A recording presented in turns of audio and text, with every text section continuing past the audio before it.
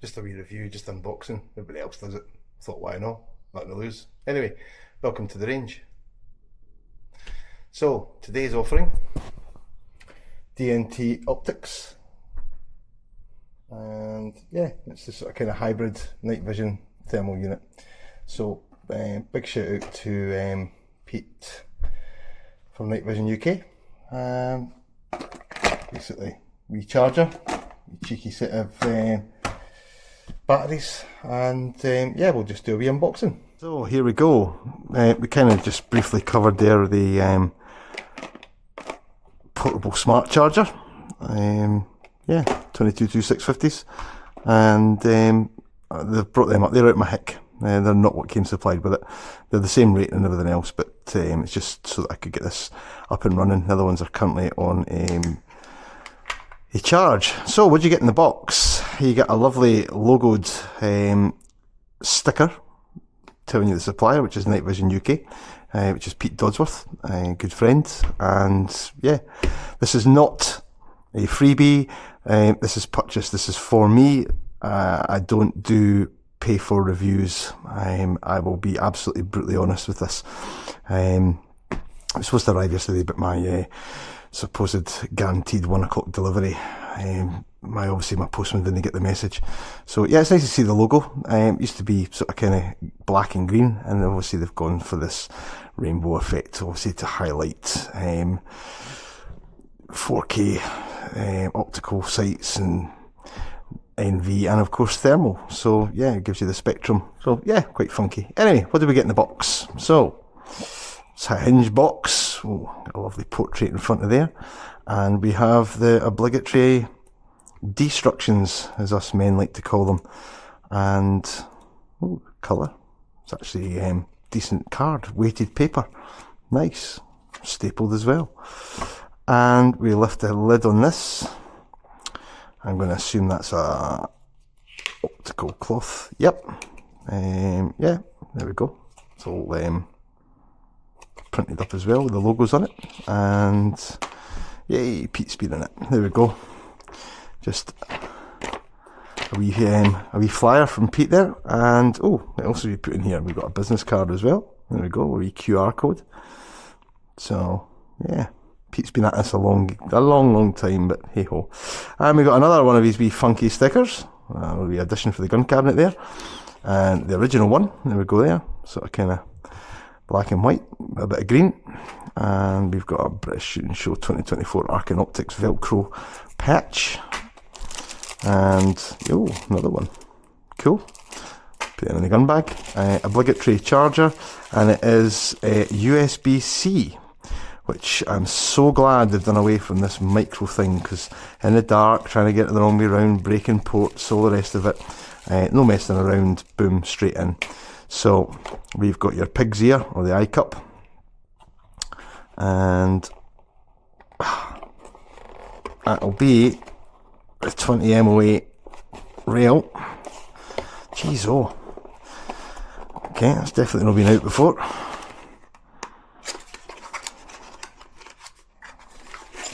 There we go.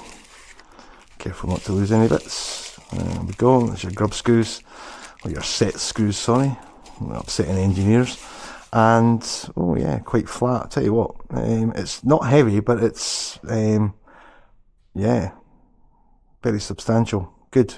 Last thing you want is something made too light and it's got a bit of flex. So yeah, nice. We'll just put that back in there so we don't mark anything. I've not decided what gun to put this on yet. I really wanted to see what it was going to be like. I'm toying between either 17 HMR, 22 Win Mag. I might even stick it on a 243. Right, hold on, bear with me. My sausage fingers in the way there. So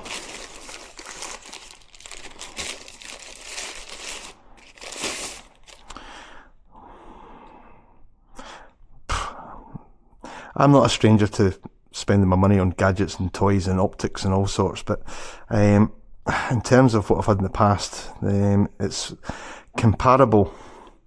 Obviously without the, I'm going to assume thermal, yeah, there's your germanium lens. NV on the top, laser rangefinder, because I can see with the lasers on the top, the lens is the reading equipment for bouncing back, and obviously IR torch, which I can see clearly is written IR. Pard 008 was probably about that size.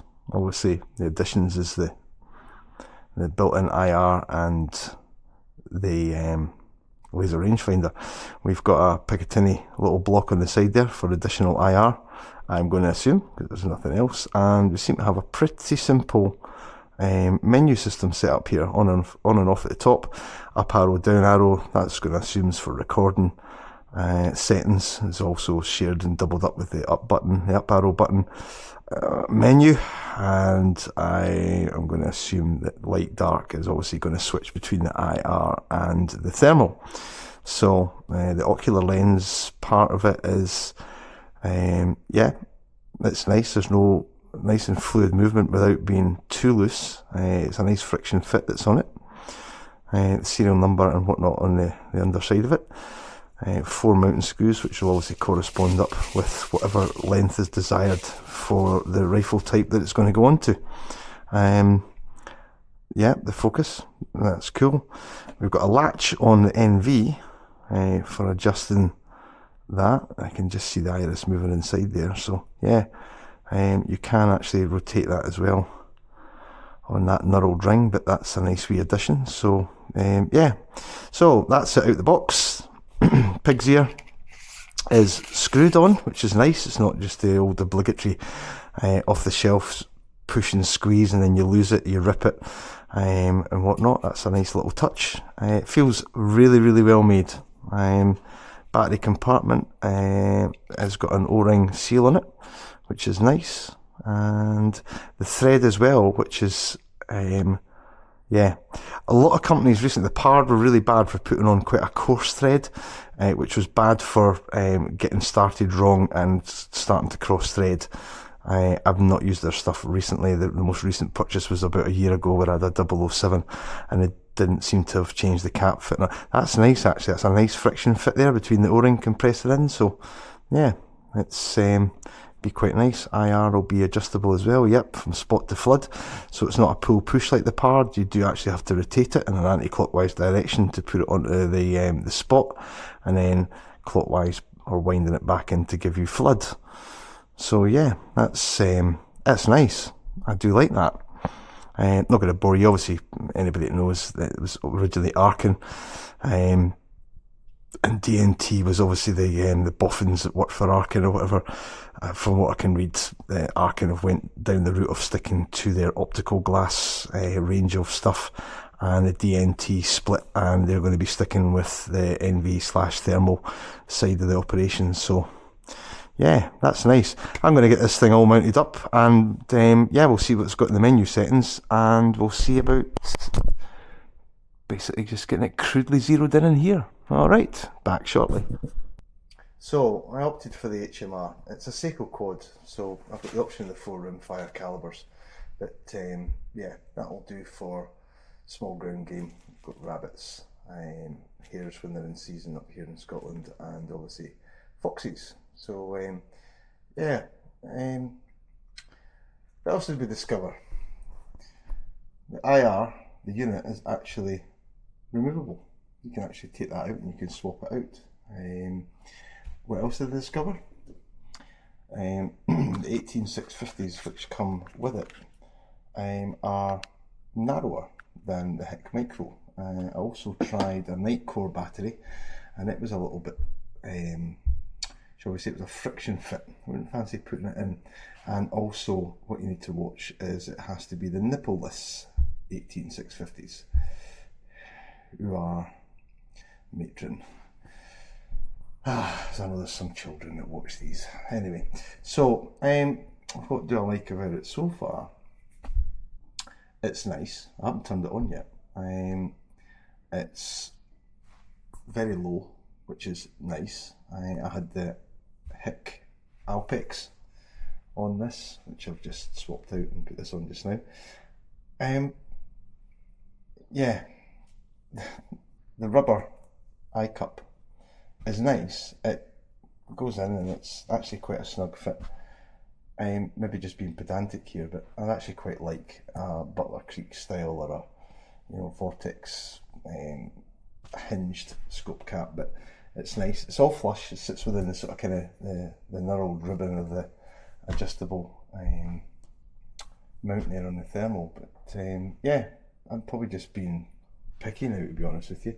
So I've got it mounted on all 4 of its set screws, and it's well within the parameters of the Picatinny rail that's on the top of the Seiko, and yeah, it's quite nice. I'm going to have a wee fire it up and we'll see what happens.